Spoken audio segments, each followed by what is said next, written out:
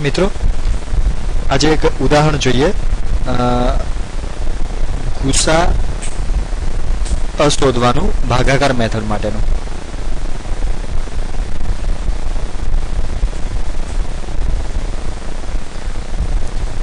એક સંખ્યા લઈ લઈએ।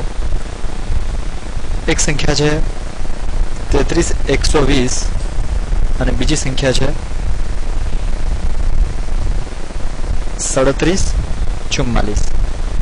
આ બે ખૂબ જ મોટી સંખ્યાઓ છે। ખૂબ જ મોટી સંખ્યાઓ આપેલી હોય ત્યારે એનો અવયવ પાડીને ગુસા શોધવો બહુ મુશ્કેલ હોય છે। તો એવા સમયે ભાગાકારની પદ્ધતિથી ગુસા શોધવાનો। એમાં શું કરવાનું, જે સંખ્યા મોટી હોય એ સંખ્યાને નાની સંખ્યા વડે ભાગવાનું। એટલે આપણે અહીંયા શું થશે, 33,120 ને 3744 વડે ભાગવાનું થશે। ઓકે, તો 3744 ને 33,000 સુધી પહોંચવાનું છે એટલે 8 થી ભાગ ચાલશે।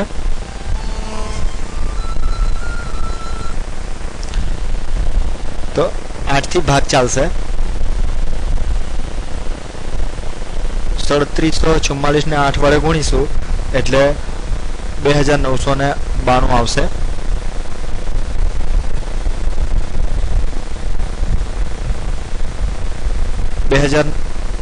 સોરી 29,952 આવશે। આની બાદબાકી પછી વધશે 3168।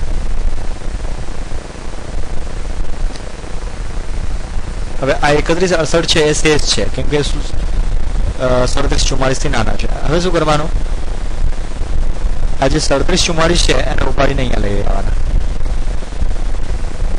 અને એને આ 3168 વડે ભાગવાના।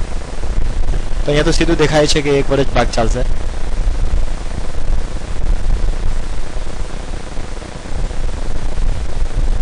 સડત્રીસ ચુમ્માલીસ માંથી 3168 જશે તો 576 વધશે।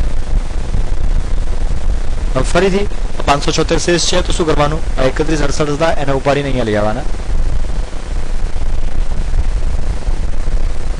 અને એને આ 576 વડે ભાગવાના। હવે 6 50 30 એટલે 5 થી ભાગ ચાલશે। 5 થી ભાગ ચલાવીશું તો 576 ગુણ્યા 5 એટલે થશે 2880। આની બાદબાકી કરીએ એટલે આવશે 288।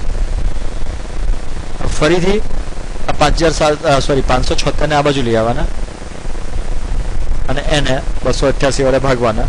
288 ના ડબલ કરીશું એટલે 576 થઈ જશે। હવે આ શેષ 0 આવી ગઈ।